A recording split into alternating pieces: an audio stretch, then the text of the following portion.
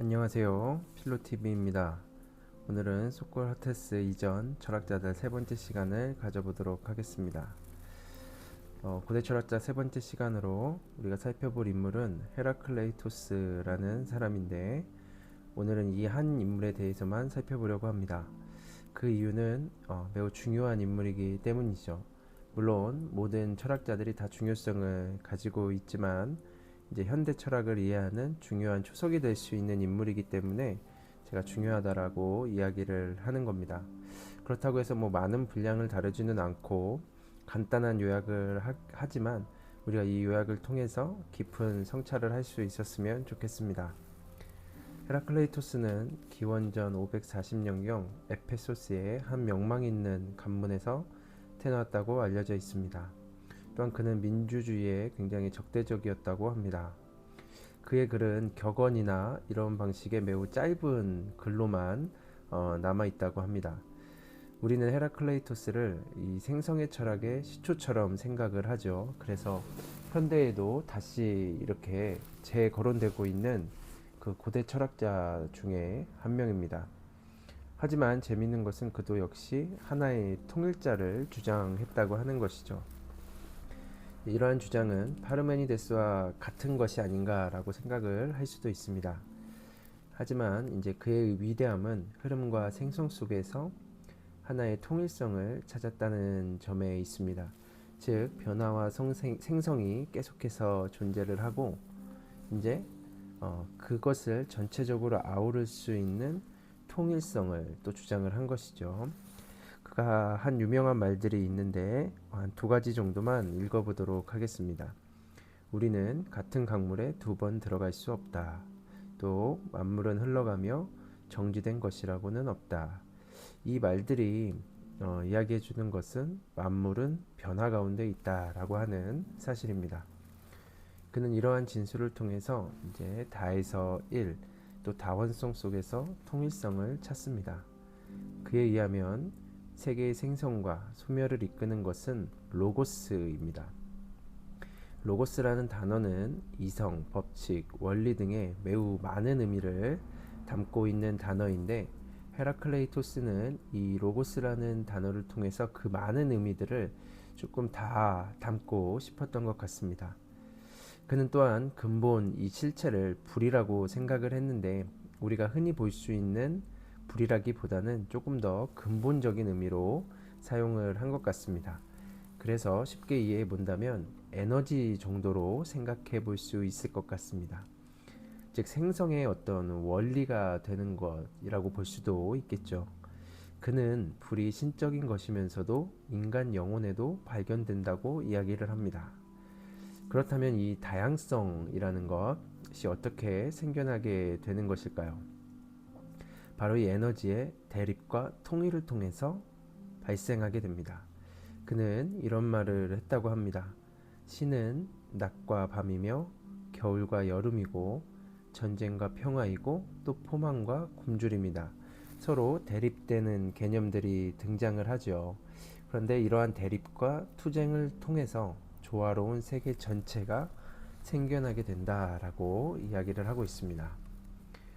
이러한 헤라클레이토스의 사상은 마치 절대 정신으로 모든 다양성들을 이제 지향하면서 환원하는 헤겔의 사상을 떠올리게 합니다. 그래서 대립과 투쟁이 없는 평화는 죽음이 되는 것이죠. 아무것도 없는, 의미가 없는, 어떻게 보면 그런 상태로 돌아가게 되는 것입니다. 그래서 이 대립과 투쟁이라는 것은 꼭 필요한 것이 되는 거죠.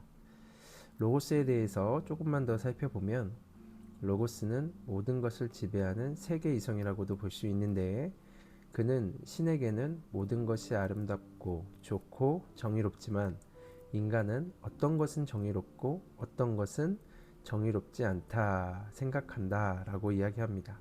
신에게는 모든 것이 포함이 되고 인간에게서는 어떤 것이 포함이 되는 게 이 문장의 포인트라고도 할 수 있겠습니다.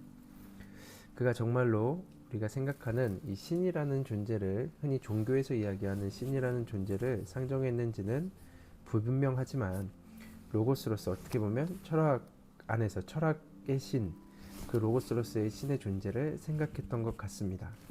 이 신비로운 철학자는 그래서 후대에도 참 많은 영향을 남기게 되는데 뭐 헤겔이나 마르크스 또 스펜서와 니체, 다윈과 같은 사람에게 그의 사상의 흔적이 많이 남아 있습니다. 그래서 지금 이야기했지만 이제 뭐 진화론자들에게 특히 많은 영향을 미쳤죠. 이 투쟁과 대립이라는 개념이 그들에게 고스란히 전달이 되게 됩니다.